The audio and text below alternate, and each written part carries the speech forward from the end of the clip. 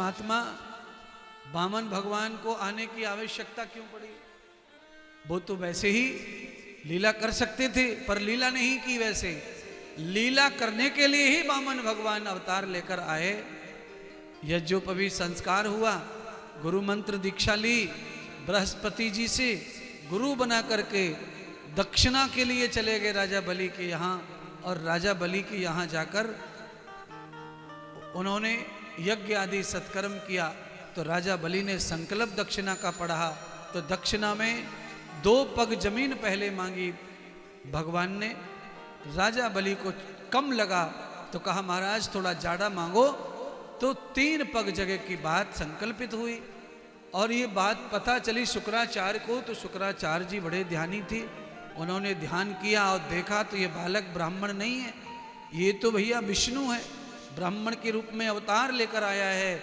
इसीलिए ये तो कपट हो रहा है। राजा मेरे शिष्य के साथ आकर के रोक दिया गंगा सागर के पानी को। संकल्प में बैठ गए। भगवान ने गंगा सागर की जो पानी दो छोड़ने की जो नली रहती है उसमें पानी रोक दिया था, सीख कर दी। कहते हैं सीख से आंख फूट गई थी शुक्राचार्य की। एक आंख का, एक दृष्टि का, एक विचार का कर दिया।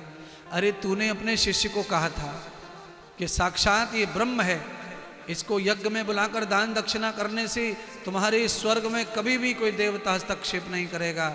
और तुम कह रहे हो ये कपटी है, छलिया है। एक ही आदमी को 2 रूपों से देखने से आदमी एक आंख का हो सकता है। आंख फूट सकती है, टांग टूट सकती है, हाथ टूट सकता है, कान फूट सकता है, आधे दांत टूट सकते हैं, कुछ ऐसा हादसा हो सकता है। इसीलिए एक बार जिस महात्मा को, जिस संत को, जिस गुरु को, जिस आचार्य को भगवान को मान लिया, अच्छा प्रशंसा मुंह से कर दी, फिर उसके बारे में कभी आलोचना बुराई अपने मुंह से मत करो। एक बार जब कह दिया अच्छा तो अच्छा, करनी धरनी सबकी सबके साथ होती है। तुम्हारे कहने से न कोई बुरा हो जाएगा, न तुम्हारे कहने से कोई अच्छा हो जाएगा। आप कितना भी अच्छा कहते रहो किसी के बारे में, पर उसकी करनी तो उसके सामने एक दिन आएगी ही आएगी, पक्का है। समय आने पर वो होगा।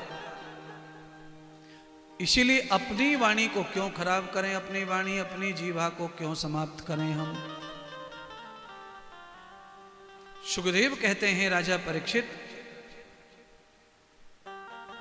वामन भगवान ने एक पग में सारी धरती को नाप लिया, दूसरे पग में वामन भगवान दृश्याम दृष्टवाम त्वयाम एवं कृत स्पर्शय। बंधुओं, तीसरे में सारा जगत नापने के लिए बचा ही नहीं था, 2 ही में सब समाप्त हो गया। तब राजा ने अपनी पत्नी बच्चों सहित भगवान के चरणों में शरणागति ली और तीसरा पग अपने शरीर पे रखवाया। तन मन धन तीनों से आज वामन भगवान को राजा बलि ने सेवा की। उसके फलस्वरूप वामन भगवान ने राजा बलि को दे दिया क्षीर सागर का वास, अपना लोक दे दिया धन का, लक्ष्मी का, और स्वर्ग लेकर देवताओं को दे दिया। वामन भगवान भी स्वयं उसी लोक में चले गए, राजा बलि की रक्षा करने लगे। और साथ में माता लक्ष्मी भी उसी लोक में पहुंच गईं। वो भी राजा बलि को भाई के रूप में रिश्ता बनाकर अपने स्वामी के साथ वहीं क्षीर सागर में रहने लगी। अब आप कथा को समझ लो, मैंने जल्दी जल्दी कथा कह दी है। वामन भगवान की इस सेवा से स्वयं नारायण उनके घर के रक्षक बन गए। तन मन धन,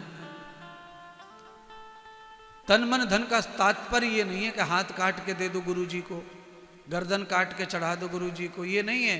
तन मन का मतलब होता है आपके मन में श्रद्धा हो, तन में सेवा हो, और धन में आपकी सेवा भाव हो, दान की प्रक्रिया हो। तो ये सब चीज़ तन मन धन कहलाती है। उसको अपने हिसाब से आप समझ लो और उस तरह से आप करने में कभी संकोच मत करो। कभी अवसर मिले तो सेवा करो शरीर से, परिश्रम करो शरीर से। कभी आपके पास में लगे कि धन है तो धन का सेवा करो, जहां जरूरत हो, जैसी जरूरत हो। पर ये तीनों चीज हमारे जीवन में ऐसी हैं कि जो हमें भगवान को स्वयं हमारे घर वास करा सकती हैं।